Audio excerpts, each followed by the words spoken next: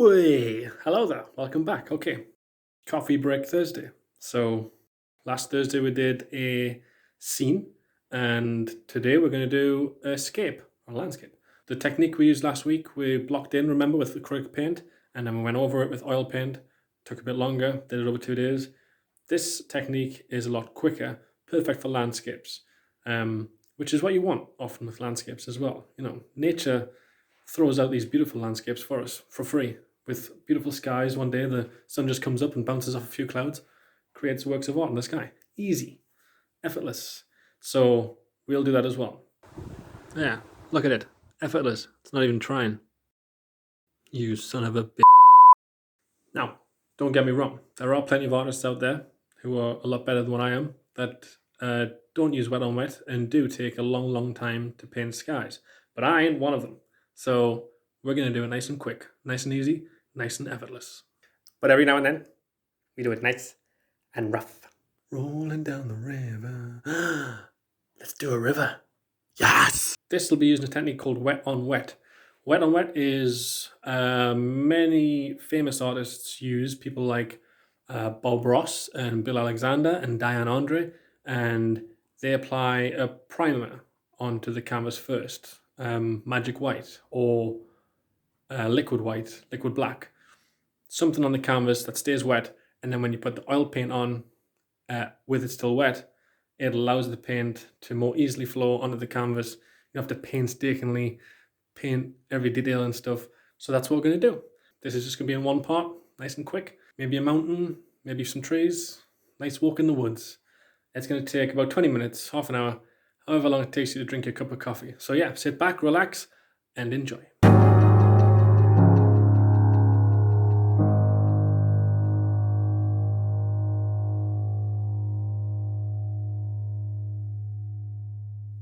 All right, we have our coffee. We have our canvas. The top half is painted with liquid white and the bottom half is liquid black. So this is just to ensure that when we do put the oil paint on, it's got something to grab hold of and we can pull and stretch the oil paint across the canvas. I'm just doing a little X's here. What you don't want to do is see the streaks in the sky. Sky don't have no streaks, so I've just got a tiny bit of phthalo blue paint. I'm just working that into the canvas. I've got cheap brushes. There's nothing expensive in this shot. Even the wallpaper's cheap. But what we're doing is we're starting from the top, and as we're going down, the magic white is starting to activate with the phthalo blue. So the top of the sky is darker blue, and it gets lighter towards the horizon.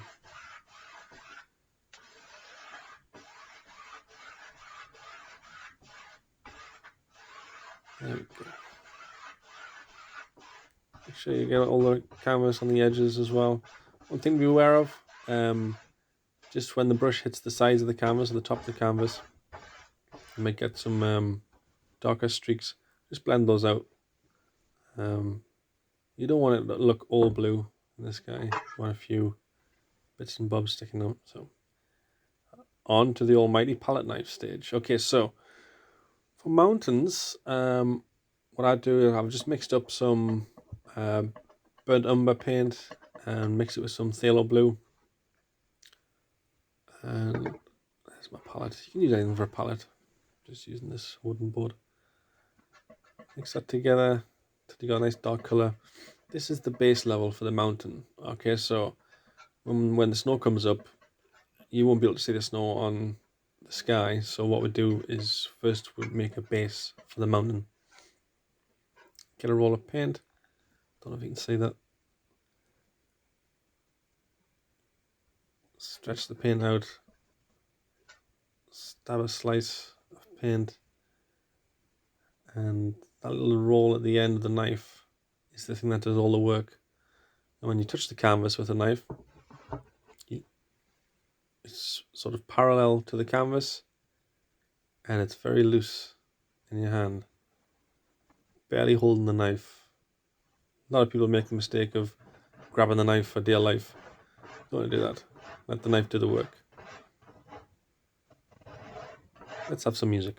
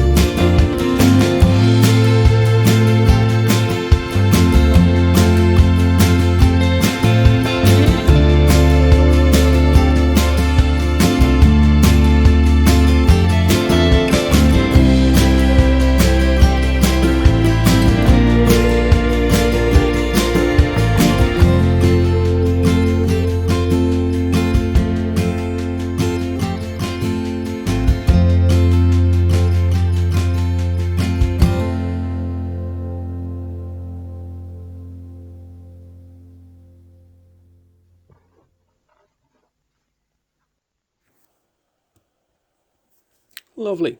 That was The Wild Man by Benjamin Carey. So, here comes the titanium white. Look at this beautiful paint. Again, just getting a roll on the old knife. Tiny roll on the end there, can you see? And that's the contact point. That's it. Let's get some snow on this mountain. So, glide. Glide and shake. And what the paint does is it breaks for you. It creates all those little nooks and crannies in the mountain.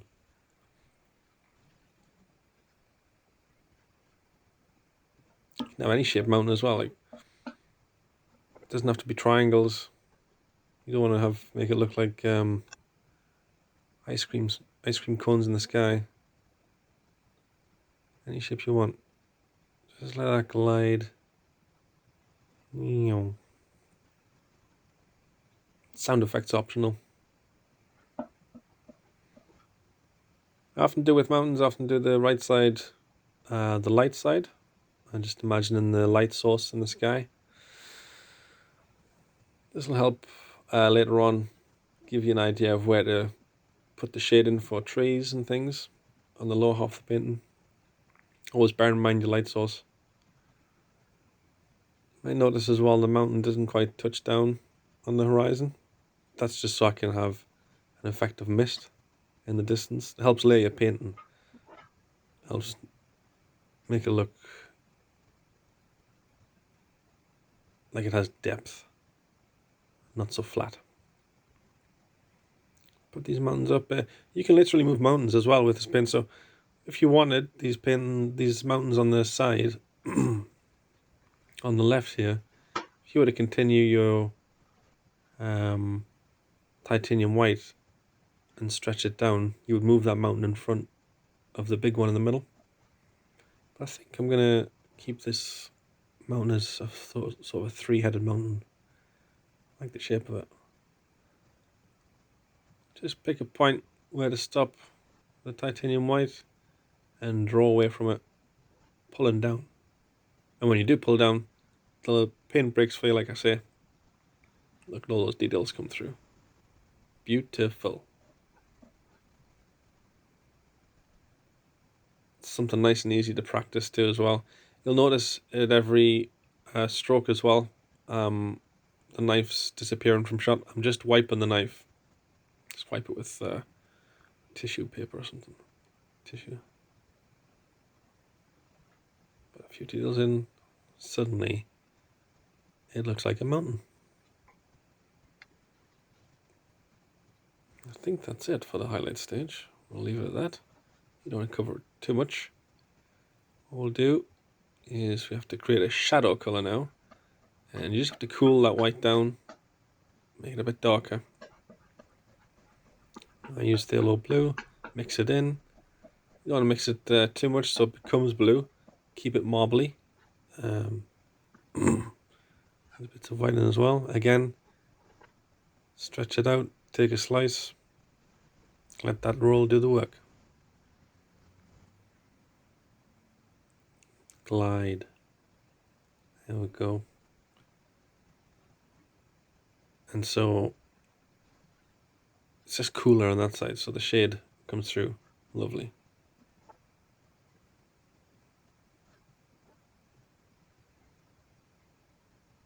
Get this lovely mount on the left. Boom. See how that comes out. Nice and 3D. Let the paint break. Slide it down. Nice. Often with the least paint on the knife, it does more of those effects where it just breaks.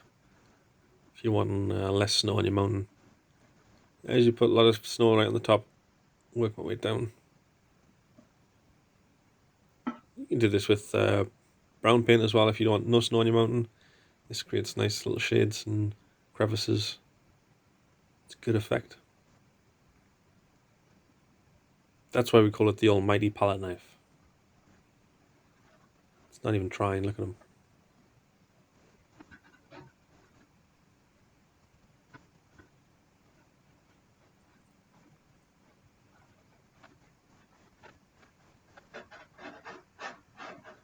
Notice how you're just hearing me now scrape.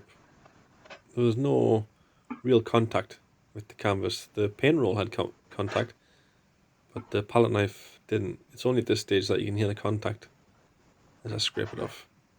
That shows you how much contact I was using.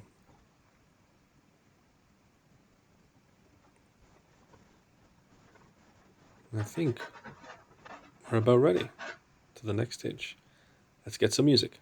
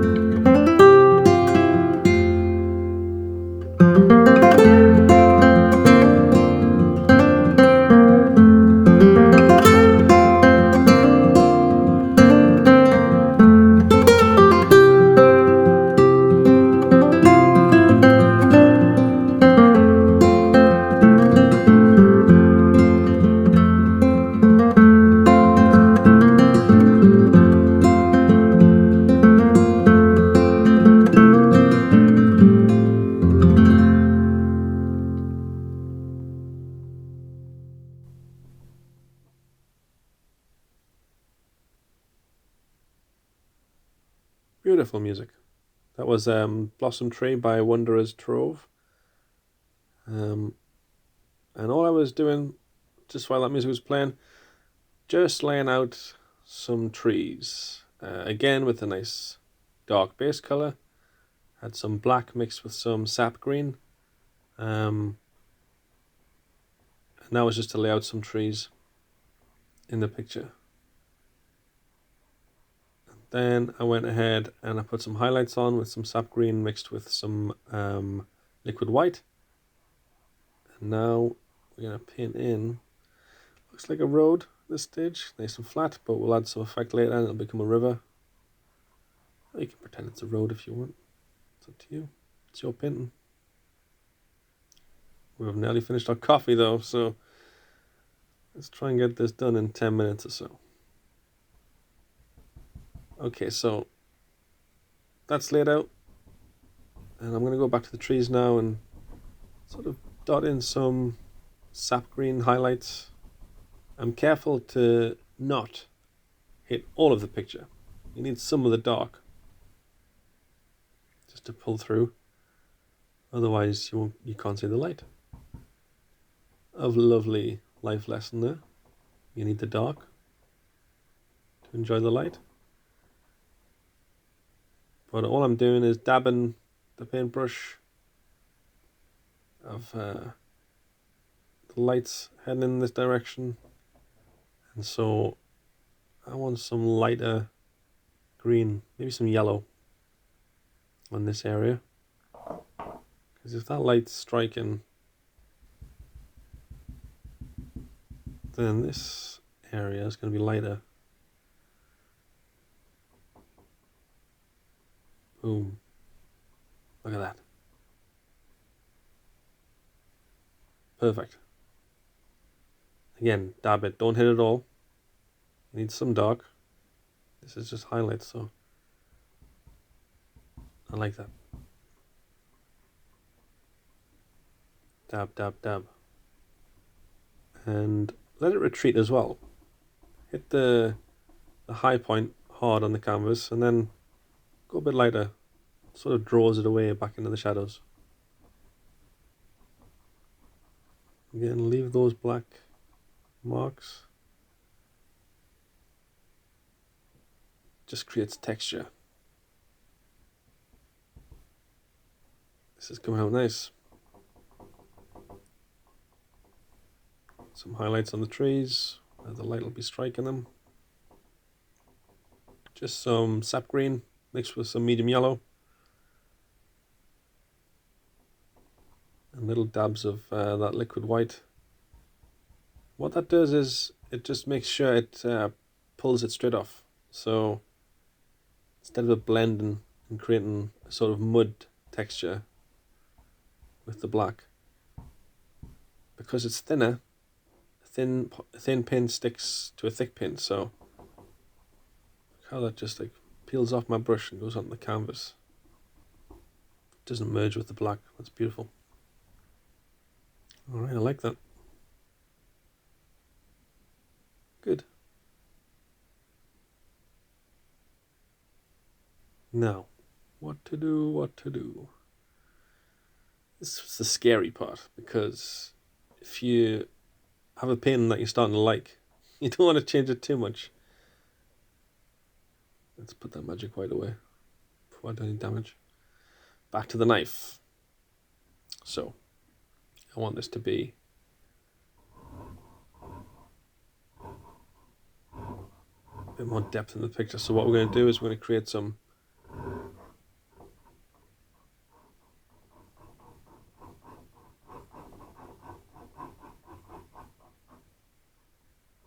bits and bobs, some sticks in these woods. There we go. You can see some branches.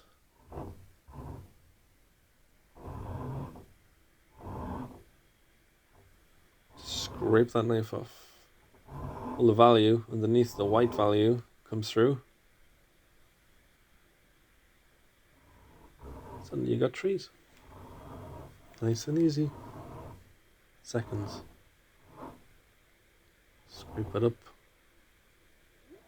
fair bit of pressure. Almost like you're trying to put a hole in the canvas. Like trying to pierce the canvas.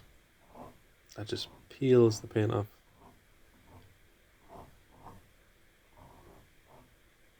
There we go. Get some tree trunks in. And some sticks, bits and bobs.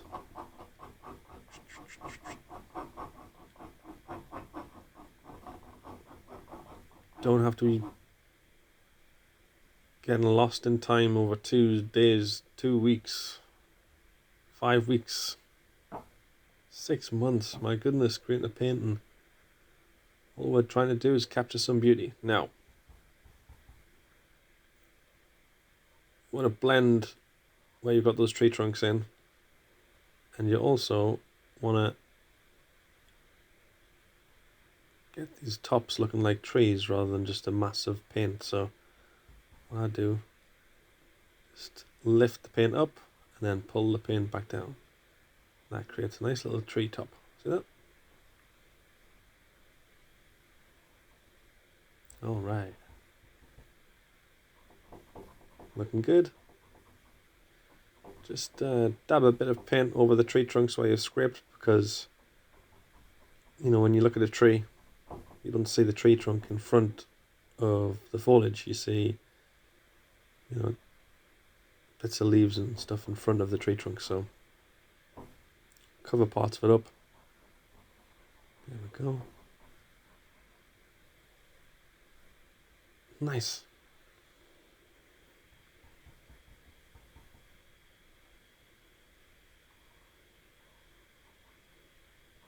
Again, put some dark on the sides of the trees.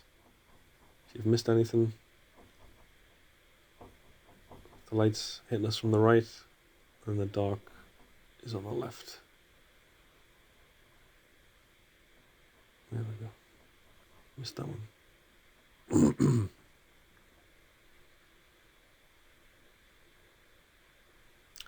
Now, grab your knife. So, to make this more like a river, got some titanium white, very loose again. Keep the knife flat. Water runs flat, so don't be tempted to angle this. Go across each stage, and it just looks like marks in the water. Try it from this angle so you can see. If you make a mistake, don't worry about it. Happy little accident. A mistake like putting too much paint on the canvas or anything. We can blend it out because it's on wet. If you do something like that, you think, uh-oh, just grab your brush, blend it in. And the world will never know. There we go. Blend some of these in, flatten them out, and we've got ourselves a river. It also quite looks like shadows on a road. The light popping through. You can have either. Again, it's your painting. I like it.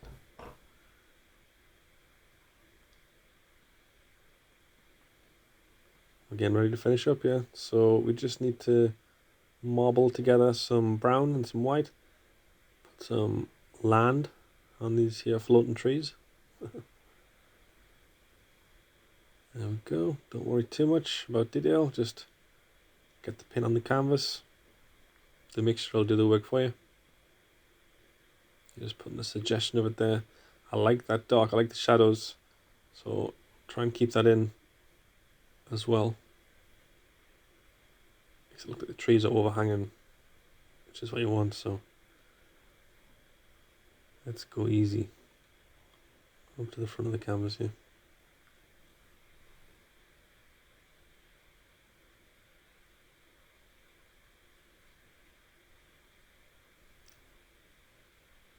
My coffee's just about done. Our time is nearly up. Thank you once again for joining me. Lovely landscape. Next week, who knows? Maybe it's a scene, maybe it's Escape, maybe it's something else.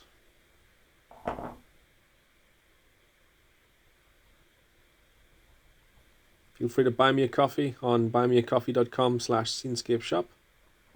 If you want to donate £3 to the channel, buy me a coffee for next week. That would be appreciated. Don't worry about it if you can't though. No problems. You can find my work on Etsy, www.etsy.com/shop/Scenescapeshop. Prints of these will be on sale there.